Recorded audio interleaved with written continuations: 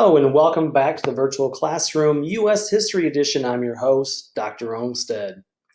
Today's topic, the end of the Nixon administration and the 1970s, the decade of disillusionment. Now, as always, take a moment real quick, hit pause on this video, jot down the lecture outline, and pay particular attention to those key terms on the left-hand side. Make sure you can identify the who, what, where, when, why, as well as be able to connect them together and to the larger historical context. Now with that, let's begin. Now, 1970s is a very unique decade. Now, generally speaking, students enjoy it because they know it for one thing, that's Watergate. However, I would like to argue that given our current situation in the United States and in the world, the global pandemic known as coronavirus, COVID-19, because of that, I think it takes an even more important part in our nation's history right now. There's a lot of lessons to be learned and questions to be asked as a result. So let's begin. Now, when historians talk about the 1970s, the most common thing they kind of hone in on is one general word that defines the decade, and that is the word malaise. Now, you see the definition on your screen of malaise. It means a general feeling of discomfort, illness, or uneasiness, whose exact cause is difficult to identify. And you see the synonyms there, melancholy, depression, despondency, dejection, angst. Now, all these synonyms would very fit well with, teenagers in general, but they perfectly describe the 1970s. Remember, this is a decade in which the good times of the post-war boom are over, and Americans begin to lose a lot of trust in the foundations in the institutions we once held dear. And we're going to see. Now, let's go back to where we left off, which was 1968. Remember, 1968, the nation is reeling with violence, assassinations, riots, youth protests, youth radicalism, and of course, the very unpopular Vietnam War. And of course, this is what leads, in most part, to Richard Nixon's election in 1968. He promised to return stability. He promised to restore what he called law and order politics. He was a name you could trust after, LBJ. And that's what Nixon's silent majority believed. But, as we'll see, the mood of the country only gets worse during the first term of Nixon's presidency. He'll have new crises, cultural, economic, political, and they're only going to get worse and go much deeper over the course of the decade. Let's start with Nixon's foreign policy. Now, when it comes to his foreign policy, you have to start with Vietnam. Remember, he promised to end Vietnam. He said, quote, peace with honor. Despite the claim to have a plan, peace would not come quickly, nor would it come honorably. Instead, it will just drag on throughout the early 1970s with a significantly rising death toll. Now, Nixon's plan to end the war in Vietnam, to get us out of there, was a plan known as Vietnamization. Now, what is Vietnamization, you ask? Basically, it was for the U.S. troops in Vietnam to train, equip the South Vietnamese troops to do the fighting for themselves with no support from the United States. And then over a number of years, we would slowly, pull back and reduce our U.S. troops in Vietnam. And the idea was they would bear the burden of combat rather than us. Now, if this plan sounds familiar, it's because it is. It is still our policy to the present day. We follow the policy in Iraq, Afghanistan, Syria, throughout the Middle East. This be through George Bush years, through the Obama years, and even now into the Trump years. Trump's talked about as well. Now, does it work? Well, theoretically, yeah, it does. Because when Nixon takes office in 1969, there are some 560,000 U.S. troops in Vietnam on the ground. By 1973, he will steadily pull back troops, reduce troops, bring them home. And by 1973, at a steady pace, we are down just 50,000. Again, that is progress. That is the progress of Vietnamization. It's working, theoretically. Because at the same time, Nixon was worried that if we withdraw our troops, it will only embolden the North Vietnamese led by Ho Chi Minh. And therefore, to counteract this and hopefully force the North Vietnamese to, negotiate for peace, Nixon began an increased assault and aerial bombing. And he did so not only in targets of North Vietnam, but also in Cambodia. You can see the nation of Cambodia right there. Why Cambodia? Well, if you remember correctly, the North Vietnamese had used Cambodia when they launched their Tet offensive. And so was Cambodia sympathized with North Vietnamese? Yeah. Were there communist strongholds there? Yes. But does Nixon have the right to bomb a nation we're not at war with? Well, yes. If you remember the Gulf of Tonkin resolution with LBJ, the Gulf of Tonkin resolution gave essentially a blank check to the president to wage warfare in Southeast Asia, not Vietnam specific. And therefore, Nixon takes this, and runs and shows a vastly increased power of the executive branch, for better or worse. Again, this is the problem of giving too much power to one man or to one small group of individuals who believe they know best. Now, the bombing in Cambodia, and of course in general in North Vietnam in general, but especially in Cambodia, really begin to arouse a new wave of anti-war protests, especially among college students. And sure enough, after the bombing in Cambodia, hundreds of campuses across this country, college campuses, would be shut down due to student protest and violence. The most notorious of which was at Kent State University in Ohio, where the students did get out of hand. They would actually burn down the ROTC building in protest, which again is wrong. Don't get me wrong, don't misquote me. It's wrong. But even worse is that they brought in the Ohio National Guard. And the Ohio National Guard opened fire on unarmed teenagers, young 20s. Yeah, they were protesters who did wrong. They should have been brought to justice, tried, put in jail. Agree. You don't open fire. In fact, they killed 4 college students. And the American people actually felt that they had, gotten what they deserved. It shows you the mood of our country in the early 1970s as a result of Vietnam. And things only get worse. This was 1970, 1971. The New York Times began publishing excerpts from a document that was known as the, quote, "The History of the United States Decision-Making Process in Vietnam." That's a long title. The Pentagon Papers. Now, these Pentagon Papers were a secret Defense Department study that confirmed, what we had long suspected, that many long suspected. And it outlined 3 things, each one worse than the last. The first thing it confirmed was that even while LBJ was campaigning to keep us out of Vietnam, they were secretly drawn up plans to, put us in Vietnam, put troops on the ground. So LBJ lied to us. Worse, there was no exit strategy. The plan was we would keep on fighting as long as the North Vietnamese persisted.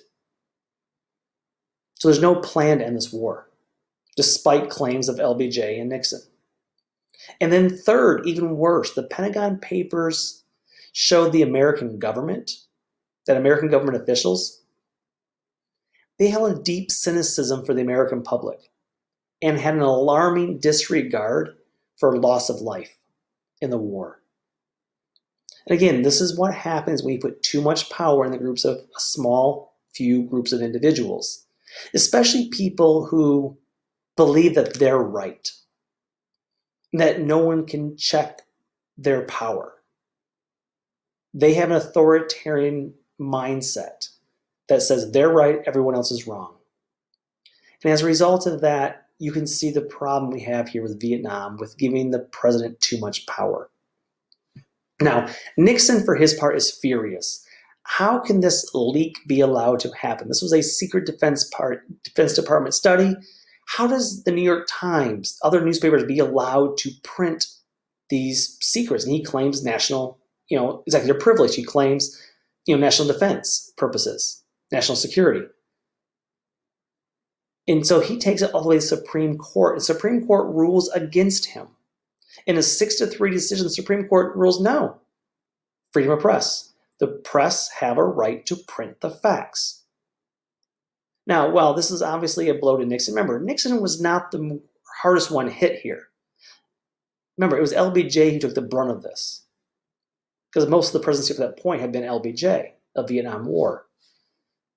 But Nixon views this as outrageous, and it kind of foreshadows his paranoia of leaks that will come in the future to come back to haunt him.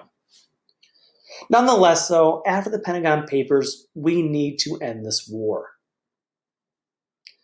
And we will do so finally in 1973. The Viet Cong, the North Vietnamese, the South Vietnamese, and the United States all come to the bargaining table and hammer out a treaty, a peace treaty.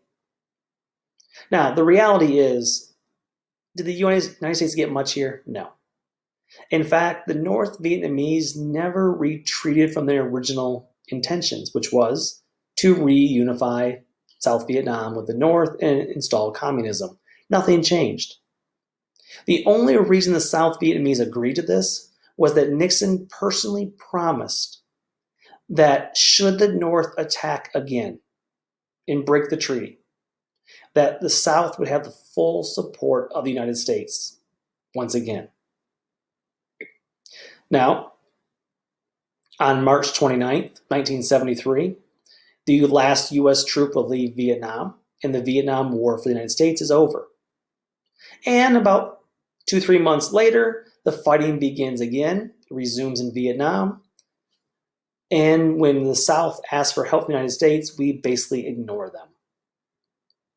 And 1975, just 2 years later, the North Vietnamese tanks will roll into Saigon. You see the trail known as Ho Chi Minh Trail. Within 2 years, the tanks roll into Saigon, the capital of South Vietnam. It will be renamed from Saigon to Ho Chi Minh City after the leader of North Vietnam. And the lasting image of the Vietnam War is in 1975, as you see the members of the U.S. Embassy fleeing for their lives as the tanks roll into Saigon, scrambling to get on the helicopter and leave the country with their lives. As you also see on the platform, you see Vietnamese who will be left behind, who were supposed to be our allies. This is what peace with honor looked like. It was neither peaceable nor honorable. But in either case, the one good thing is the Vietnam War is over. However, it's going to leave a terrible legacy. North Vietnam will lose more than 600,000 soldiers and countless civilians. 58,000 Americans dead, 300,000 wounded, 2,500 just declared, missing. 150,000 U.S. soldiers will suffer drug or alcohol addiction and severe psychological disorders. Remember, there was no such thing as PTSD back in the 1970s. If a soldier coming home was having nightmares or struggling to readjust to civilian life, he was seen as weak, as not manly enough, that he needed to man up. And they were looked down upon for having these problems, dealing with this gruesome imagery of what they did over in Vietnam. It also highlighted a couple other things for us. One is how hard it is to install a democracy in a nation that does not have a tradition or experience with liberal values. It's also a tremendous blow to our ego. Because for the first real time, we lose. We lose big. And we gain nothing from it. So on a deeper level, the Americans lost kind of their way, again, setting the stage for the malaise of the 1970s, this sense of dejection. Now, I gotta say that it was not all bad for Nixon. And in fact, most historians would argue if you just look at Nixon's foreign policy, even as bad as Vietnam was, Nixon was a pretty good foreign policy president. Because Vietnam aside, he does do a number of really good things in foreign policy. And it starts with his idea of his new Cold War policy became known as Détente. Now, what Détente actually means, the term actually means a relaxing of Cold War tensions. And what it comes down to is this idea of what's called realpolitik. And the idea is that you're using practical means to achieve political goals. In other words, Nixon's willing to put aside some of these ideological differences between communism and democracy and capitalism for the betterment of the nation and the world. And again, so détente he enacts, which is known as the easing of Cold War tensions. So how does he do this? Well, in 1971, the Nixon administration begins to negotiate with Communist China. Remember, back in 1949 when communism took over, we withdrew our diplomatic relations. Basically, we haven't spoken to China in 22 years. And under détente, Nixon reestablishes, well, at least negotiation, at least diplomatic relations. In 1972, he shocks the United States. He actually travels to Communist China and sits down with them and negotiates to open up a trade deal. He shocks the world even further in 72 when he goes and visits Moscow in the Soviet Union. And he sits down with their new leader, Leonid Brezhnev, and they will discuss a number of things, including, of course, a thawing of the Cold War. Now, is this the end of the Cold War? No, but it leads to an important number of developments, including negotiation. And in 1972, Brezhnev and Nixon will sign the Strategic Arms Limitation Talks, SALT. And the reality is what this did is it basically limited the amount of missiles between the United States and the Soviet Union. Okay, that's good. It makes the world safer. Now, practically speaking, it didn't do much because what it did is it outlawed a missile that had a singular nuclear warhead on it. But by 1972, that was outdated anyway. Now we had missiles with multiple warheads on them. So it wasn't as impactful as maybe it seemed like at the time. But what it signified was negotiation, a step in the right direction, peaceful talks. And it would also lead to some trade agreements between the Soviet Union and the United States, which, if you want to win the Cold War peacefully, just show you better goods.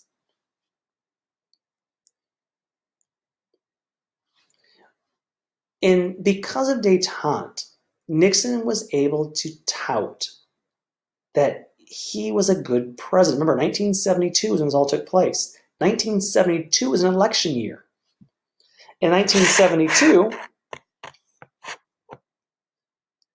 Nixon's going to run for re-election. And while Vietnam's a mess, theoretically, it hasn't collapsed yet. We haven't ended the war yet, but he's reduced troops through Vietnamization. And he's able to tout détente to promote himself as a global peacekeeper. So we're reducing troops in Vietnam. We open negotiations with Communist China, Communist Soviet Union. And as a result, he looks like the adult in the room. He's the global peacekeeper. And the Democrats are a mess. They choose George McGovern, who, nothing wrong with George McGovern particularly.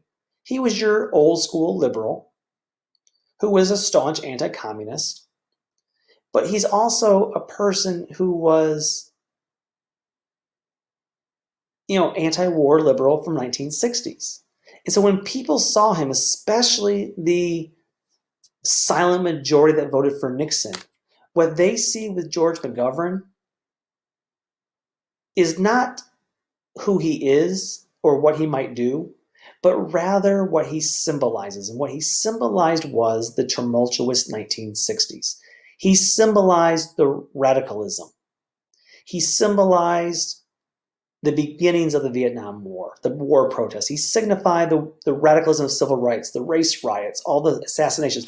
This is what he symbolized to the American people, especially that silent majority who voted for Nixon. And as a result, during the election, Nixon is going to only increase his popularity.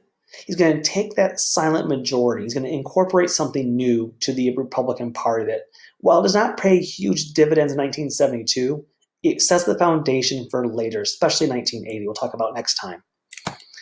And he employs what's called the Southern strategy. What is a Southern strategy? Well, it's a way to court disaffected Southern white voters. Now, it used to be if you want to do this, you just use racist language like, hey, we're going to bring back segregation and Jim Crow laws and blah, blah, blah, blah, blah. Well, by 1972, you can't say those things anymore. You can't use racial slurs. We're kind of a little past this point, that point, theoretically. Instead, use code words like states' rights, like entitlement reform. And by saying things like that, you're going to give power back to the states. You're signifying to that disaffected white Southern racist voter that, oh, so if we want to establish some segregation or roll back some civil rights things, we can do so and the federal government will leave us alone. It's a states' rights issue, not a federal government issue. And it helps turn those disaffected Southern white racists fully Republican. Remember, traditionally, historically, they were Democrat. Well, now they're supposed to be full Republican.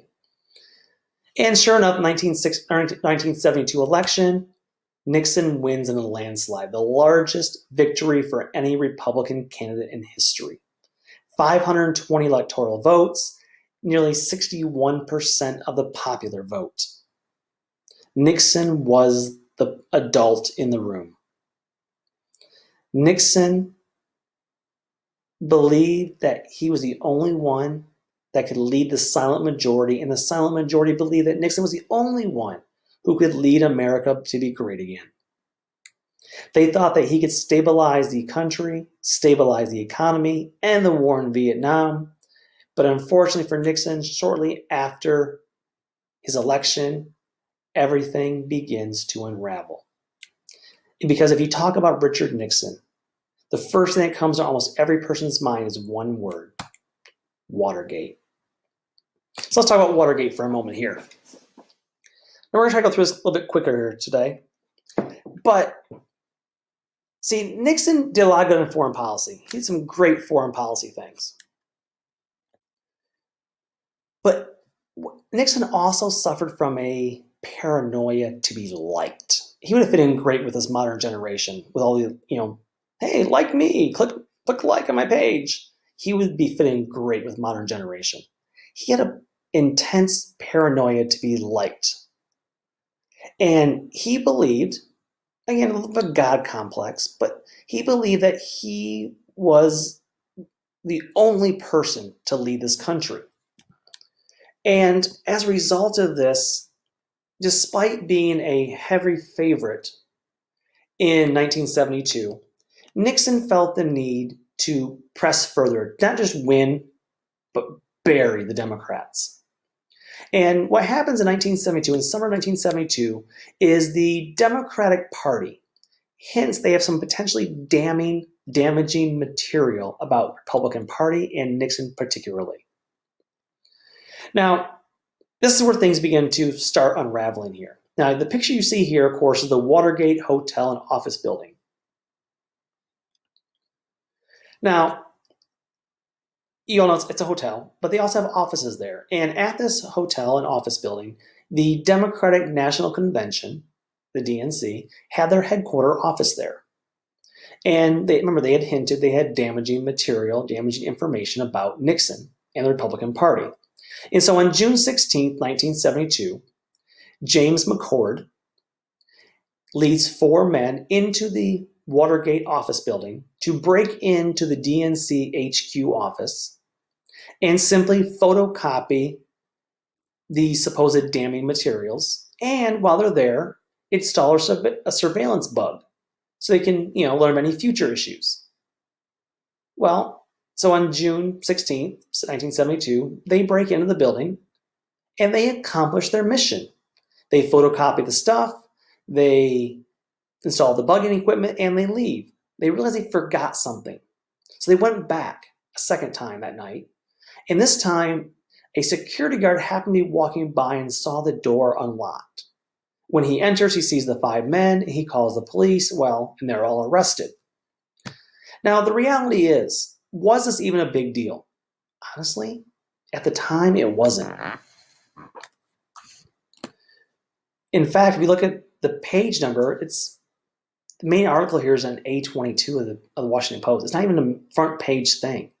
It's a small thing because no one really, first of all, didn't care, and it didn't seem to matter. I mean, the election was a foregone conclusion in most people's minds. But what happens next is what really sets the Watergate scandal into motion. Because, again, most people thought it ended right there. People broke into it, they were caught, they were put in jail.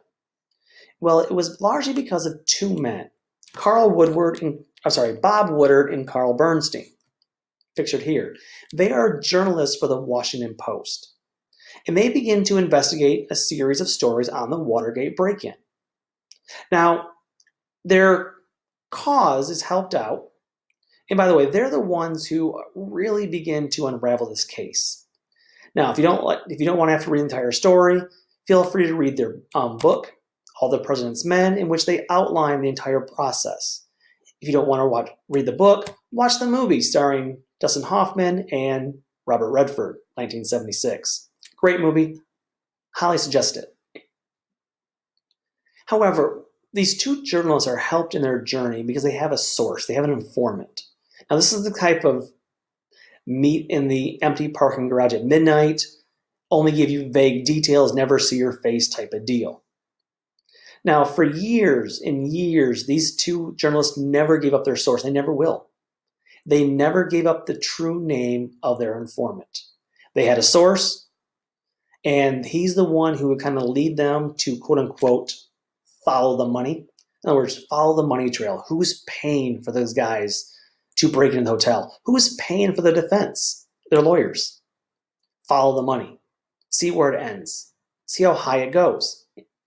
And their source only went by the alias Deep Throat. Yes, he went by this alias Deep Throat. Now, it was only revealed in the last about 6-7 years. His real name was Mark Felt. He's an FBI agent. But he's the one who will ultimately help break the case and inform Woodward and Bernstein to, follow the money. And what they found out was the people who were responsible. In fact, James McCord was a member of an organization that was known as the Committee to Re-elect the President. Sounds great, right? Until you look at his acronym, CREEP. I mean, come on, guys, seriously. You should just know this group's up to no good by their acronym. Who thought that was a good idea? But CREEP. Now, James McCord was a member of CREEP, and it was CREEP. Now, officially, they were a fundraising organization for Nixon. Legitimate. But they also had a dark underbelly that was used for money laundering, slush funds, and other illegal activity. Basically, they performed dirty tricks on political opponents. And the committee organized $500,000, $500,000 off the books, slush fund money, to pay the legal expenses of the 5 men who broke into Watergate, and to pay them for their silence and perjury in court. In other words, they were expected to lie that, yeah, they did it, but they acted alone. No one else knew about it. And it works. So basically, they were paid $500,000 to lie about Nixon's involvement. Now, it would come out later that Nixon personally approved the payments. Now, it's not quite paying off a porn star, but, this is a much bigger thing. Porn star's not quite as big as this deal is. So while CREEP is covering up Watergate through lies and taking the fall for Nixon, McGovern is getting trounced in the 1972 election in November. And quite honestly, the scandal would have likely ended right there. With those men that committed perjury, they're in jail, no big deal. But Woodard and Bernstein, they never stopped. They kept persevering. And in the end, they found a list of co-conspirators, including Attorney General John Mitchell. He was the head of CREEP. He's also Attorney General of the United States. John Dean. He was legal advisor to the president. H.R. Haldeman, Nixon's chief of staff. Jeb Magruder, assistant to the chief of staff. Oh, and by the way, Haldeman was known as the AKA the Hatchet Man. All these men saw the president on a daily basis. Of course, they're supposed to give good advice, uphold the law, but in reality, they're being used for these nefarious tactics and to cover up the Watergate scandal. Oh, and one more man, G. Gordon Liddy, former FBI agent, who of course knew the workings of ins and outs of FBI work. All three of these men were indicted. Now, I have one more slide for you. I'm not going to spend a long time on it, but notice this list of co-conspirators here for Nixon. You have the Attorney General, you have Chief of Staff, you have Assistant Chief of Staff, and the legal advisor to the President, and then an FBI agent, former FBI agent. A lot of students want to compare Nixon to Trump, given the reports about the Russian investigation over the past couple of years. Was he connected to Russia or not? And a lot of students and a lot of people want to connect Nixon to Trump and all the people around him who were indicted. You got to realize, when you have the Attorney General, the Chief of Staff being indicted, that's a much bigger deal than the list that Trump had. And this is for comparison's sake. It's not being political one way or the other. But Paul Manafort, former Trump campaign chairman, former Trump deputy campaign chairman, former national security advisor, that was a pretty high one, former personal attorney, and Trump loyalist. So again, these don't quite, other than the national security advisor, they don't quite rise to the same level as Nixon's men. But nonetheless, again, people around the president were being indicted. The question was, would it reach Nixon himself? Nixon himself will put the full weight of the White House behind covering the scandal up. And he will actually later admit it's, quote, "it's not the crime that kills you, it's the cover-up." Because 5 days after the arrests, Nixon got on the television, he addressed the nation and denied any involvement in the Watergate affair. That same day, he went to the CIA to ask them to tell the FBI to drop the Watergate investigation. Get that for a minute. He asked the CIA to ask the FBI to drop the investigation. This is considered his first major illegal act, obstruction. Now, his first and foremost concern is preventing the scandal from reaching the steps of the White House. He got together with his chief of staff, with his White House staff, and they began to talk about how do you plug these leaks? And how do you prevent this scandal from growing? And what he said was, quote, "give them hors d'oeuvres, and maybe they won't come back for the main course." Now, this was Nixon's analogy that said, you know what, the press are foaming at the mouth. They're drooling at the potential for a scandal at the White House. So give them a few key figures. Let them be the fall guys, and maybe they'll give up. They didn't. Instead, the Senate opened hearings and began calling all these men to testify, including the two on your screen. These were considered the hors d'oeuvres. These became fall guys to prevent Nixon from being implicated, and they did their job. They lied about Nixon's involvement. It all was going pretty well before the Senate committee until this man, Alexander Butterfield. While testifying, he casually mentions that there are tapes, recordings of conversations in the Oval Office and at the White House. And they're like, wait, hold on. You're telling us there's audio tapes of every conversation. He says, quote, "everything was taped. As long as the president was in the audience, there was not so much a hint that something should not be taped," unquote. The Nixon tape revelation busts the Watergate scandal wide open. This is a smoking gun. So upon learning of the tapes, the special prosecutor in this case, Archibald Cox, quickly subpoenas the tapes. And he wants eight specific tapes to be delivered to the Senate committee, to be reviewed, to corroborate evidence and testimony. Well, quickly, Nixon says, wait, no, you can't have them. Because executive privilege, national security issues, you can't have them. Unfortunately, the cat's out of the bag at this point. And so, on October 1973, Nixon attempts to compromise. He says, okay, tell you what, I know you have to have the tapes, there's subpoena, you have to have them. But here's what I'm going to do. We'll choose one senator to come and listen to the tapes, and he will give you a short summary of the tapes. He'll have a transcript from recollection rather than a word for word. He'll give you a summary of it. And Cox, to his credit, said, no dice. And so at this point, Nixon is in a free fall. He's panicking. And so Cox refuses to back down from the subpoena. Nixon's in full just flight or fight mode. And so he has a weekend to decide what to do. It becomes known as the Saturday Night Massacre. Because what Nixon does, he goes to so this is a 24-hour period in which there are numerous firings and, again, obstruction of justice. So Nixon goes to the Attorney General, Elliot Richardson, and says, hey, fire Special Prosecutor Archibald Cox. He refuses to withdraw his subpoena. And Richardson says, sir, I can't do that. That's wrong.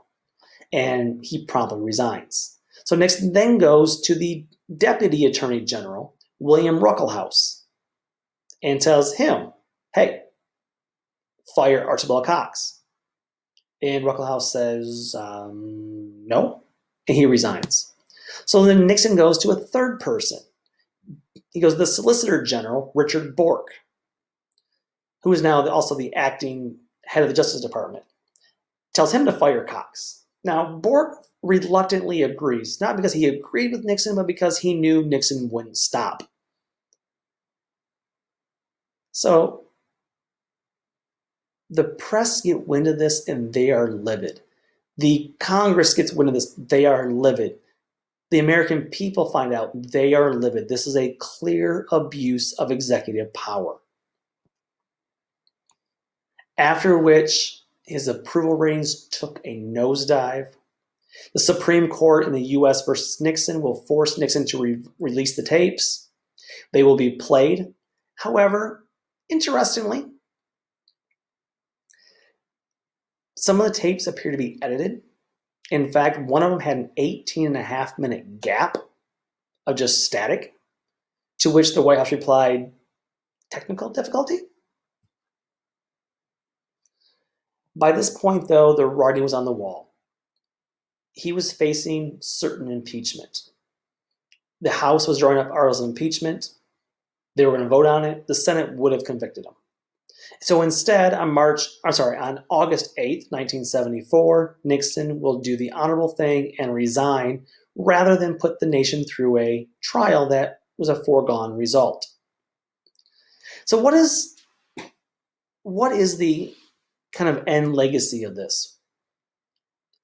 The Watergate Scandal puts into serious debate about presidential power during a war or crisis.